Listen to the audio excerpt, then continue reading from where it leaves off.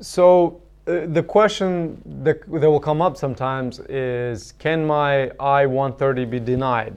And an I-130 is used in family-based visas or family-based petitions. And so a family member petitions for someone else.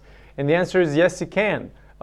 If you don't provide the requisite requirements, so, things that are needed and things that, the USCIS officers need to make a determination, or you didn't provide the right evidence. And so you have the forms, and you have, some of these like income requirements and things like that. And then on the flip side, you also have things like, do you have a birth certificate that you need to show? And, did you make a showing that, for example, the person that was sponsoring you was your family, or your mother or your spouse or what have you, right? And so some of these requirements are quite detailed, like, for example, evidence that you are married and you live together. And so for the others, is just evidence that, that person is your parent, such as birth certificates and whatnot.